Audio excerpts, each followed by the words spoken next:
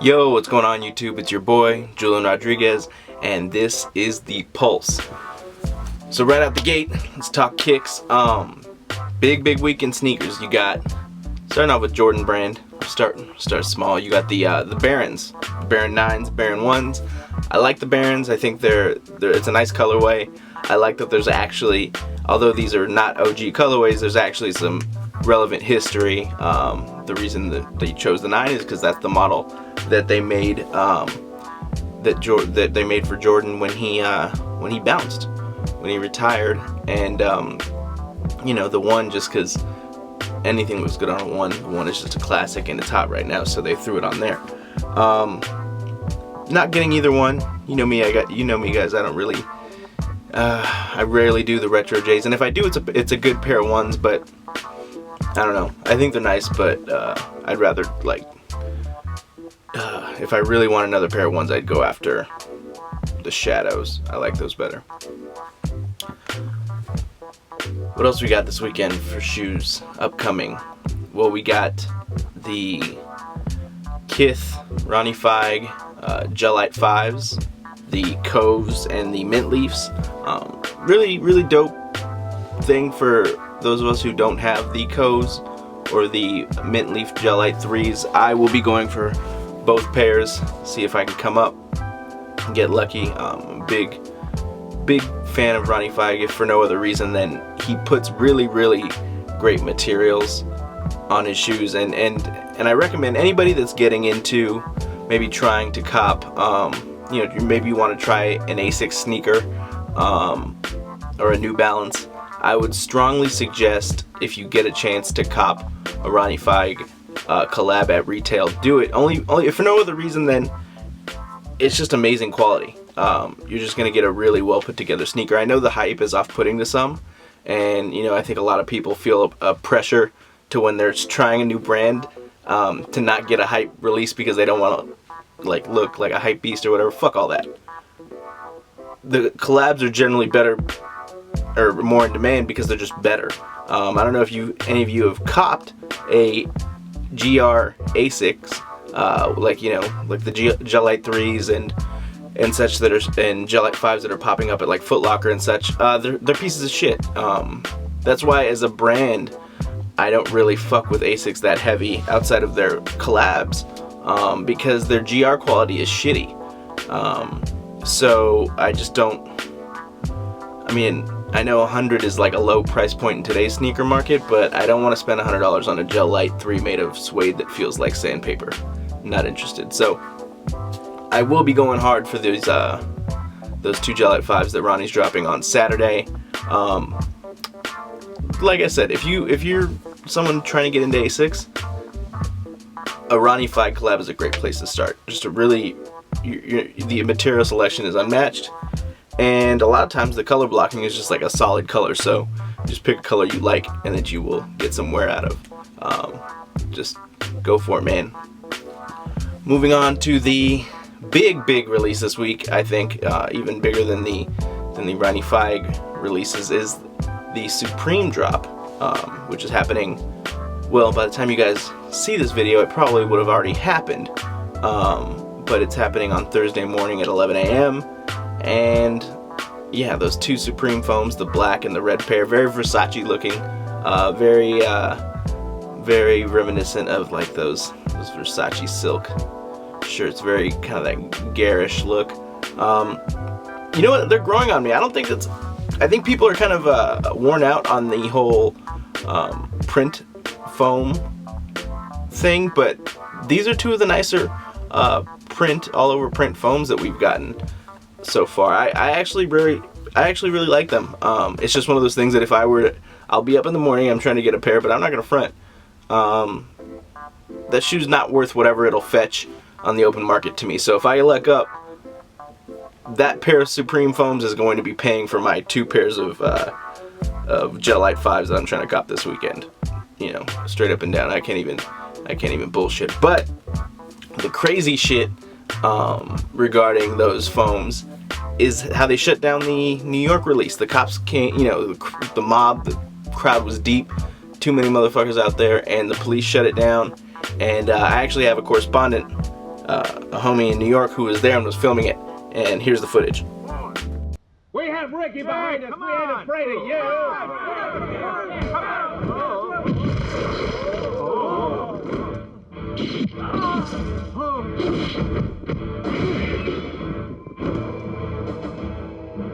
Shit was wild, I told you. Motherfucker got his head smashed. Dude threw a little pew pew in that dude's gut. Dude came up out the manholes. All this shit, man. New York dudes be wildin'. I'll bet I do get lucky on one of these phones in the morning. You know what I'm gonna do? Once I get in that car, I'll be like, oh, willy dilly, willy dilly, willy dilly dilly, willy dilly dilly dilly dilly. Scene. Sports. Pretty cool week in sports. I'm not really gonna talk hoops. Got the Final Four, whatever. I think Florida's gonna end up winning, but you got Florida, UConn, Michigan, and I'm sorry, not Michigan. Wisconsin, Florida, UConn, and Kentucky. I want Kentucky to win because I fuck with John Calipari. I like that he just is all about the one and dones and helping these kids get to the pros, while being completely transparent that this is about him getting wins and getting money. But it's a mutually beneficial relationship that those freshman kids have with Calipari. He gets more Final Four appearances, he gets more guap, and they get prepared fairly well for the pros because a lot of his Kentucky guys, and even going back to his Memphis days, a lot of his one and done guys have done very well in the NBA, so you can't really argue with the track record. I mean, you could say it's because he gets the most talented guys, so of course they're going to do better in the league, but I don't know. Look at some of these other coaches. Duke, Coach K at Duke, Jim Boeheim at Syracuse, both get Bill Self at Kansas. They all get top flight talent, but those guys have had a lot of busts also. Whereas I feel like Calipari has had a very, very consistent track record with these one and done kids. Moving on to NFL, Desean Jackson going to the Redskins. That's the big NFL story of the week, and I do think it's a good signing. Do I think it makes the Redskins the favorite in the division? Who knows? You really don't know with that division. I think that's going to be a slugfest. I think you're going to have the Redskins and the Giants be very improved. I think Dallas will be the same shit. They'll be 8-8-ish again, but I think the division is between. Really, I think any of the four teams could win the division. The Giants were active in adding quality depth in free agency with a couple big splashy signings like the Rodgers Cromartie signing. But they did a good job of just kind of adding depth and building competition in training camp, which is always good. You got a lot of guys competing for starting spots, and that's always a good thing. Then you have, the Redskins made the big move getting Desean Jackson. Now you have a really nice pair of receivers in Jackson and Garcon, and that's going to spread the hell out of the field. Jay Gruden will have a lot of toys to play with that offense. I have Alfred Morris in one of my keeper fantasy leagues, so hopefully D-Jack helps him out a little bit, spreads the field for him, opens it up, makes defensive play the Redskins honest in the run game. Yeah, I think it's a good move. I think it's kind of some old bullshit by the Eagles trying to make it about him being having gang ties, but if they can cut whoever they want. If it was a cap move, and I don't know why they had to slander him like that and leak that story to the press, because that's what that is. The timing isn't a coincidence. They leak it to a newspaper in New Jersey, and then 45 minutes later he's cut. I think that's kind of bullshit, the way they went about it, but it is what it is. It's all business. I just don't think it sends a good message to anyone when you have a guy like Riley Cooper dropping racial slurs, and then you give him a contract extension, and then you allege that Desean Jackson has gang ties, and then just cut him outright. It just seems Seems like not the best way to go about doing things. My nigga, I'm glad you said this. Baseball. Dodgers won again tonight, 4-1. Feeling good about them this season. A little bit stressed that both Kershaw and Brian Wilson are on the DL, but I'm not worried about Kershaw. I know they're just, with Kershaw, I think they're just trying to ease him into things. I don't think, they need him in October. They don't need him right now. So I think that's what that is basically all about. I really wish these motherfuckers didn't have to go to Australia. I feel like that messed up their routine. Sitting on a fucking 14-hour flight is going to help your back either. So that surely contributed to Kershaw's back inflammation. But 4-1, can't complain. My man Puig knocked the fucking shit out of a home run the other day. Shit was fucking sweet. What's the big story in baseball? Oh yeah, Miguel Cabrera. That fucking contract Detroit gave him. They gave him a 10-year, $292 million extension at age 30. So this motherfucker's gonna be 40. That last year of his contract is gonna be 40, and he's gonna be getting $29 million a year, $29.2 a year until he's 40. And mind you, they just moved him over to first base from third base. So you're already paying for a guy who has gotten too big to play third base. That contract is not going to age gracefully. I love Miggy, but I can't see him. You figure they moved him over to first base. You figure in 3 or 4 years he'll probably be getting to that point where they got to move him to designated hitter. So basically, realistically, those last 3, maybe 4 years of that contract, you're looking at paying almost $30 million a year for a designated hitter. And what makes it even worse is that that's not even factoring in any potential injuries.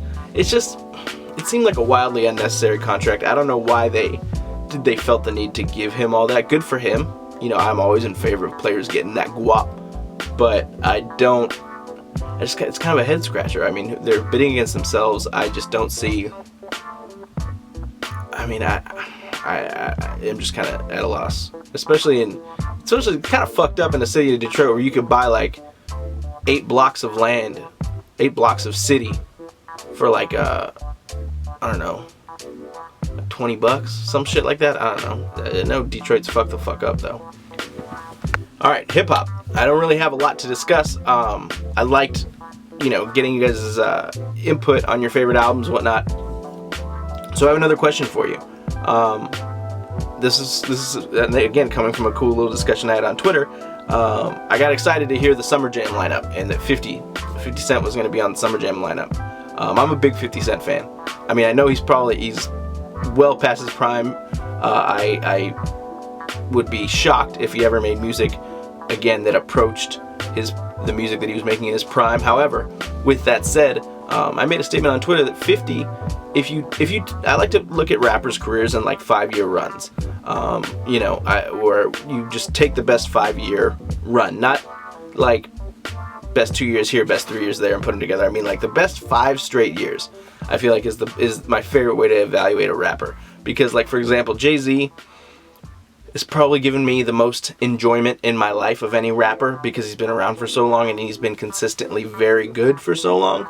But like my peak enjoyment of Jay-Z is never as high as my peak enjoyment of DMX or 50 Cent.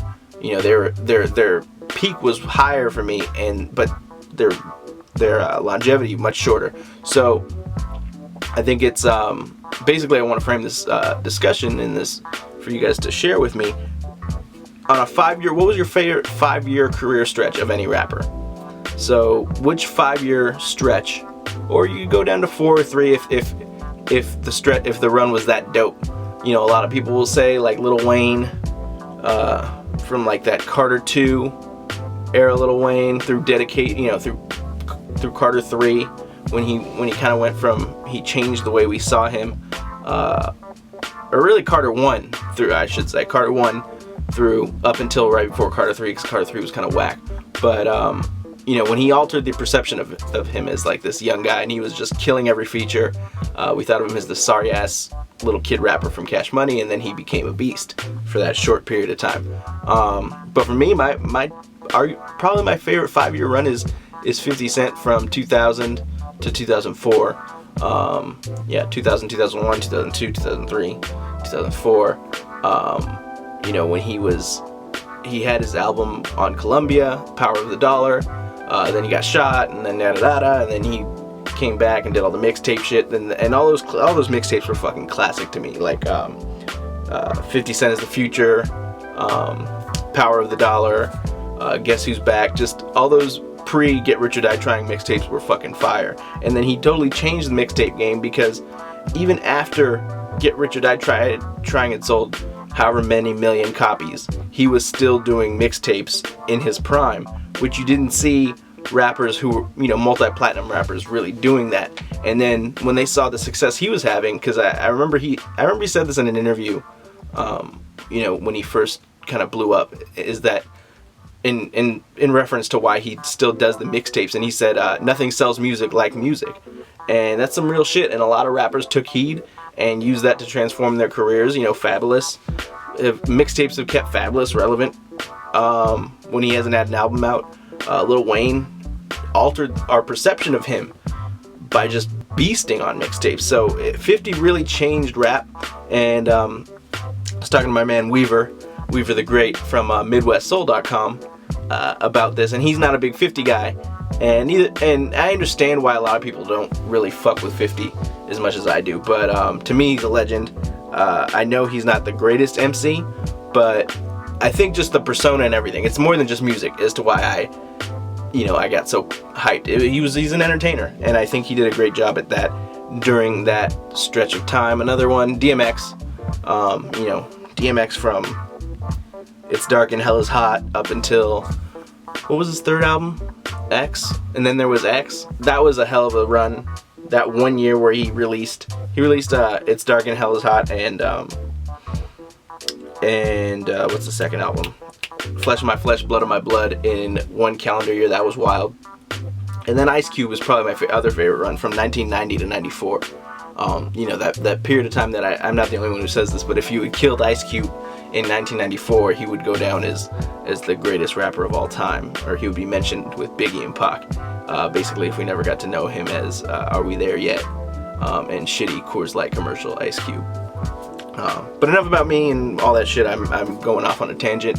But that's kind of how I want to hear about you guys. Think of a condensed run where whatever rapper or group that you fucked with was just on fire, and tell me what's your favorite, the highest peak of enjoyment that any rapper ever brought you to. Pause. Well, that just about does it. Thank you guys so much for watching. Please hit me in the comments, interact with me. Hit me on Twitter at JuiceManji. Peep my work over at soulselector.com, my writing. Just keep the discussion going. Keep the culture alive, baby. Catch you on the next vid. Peace.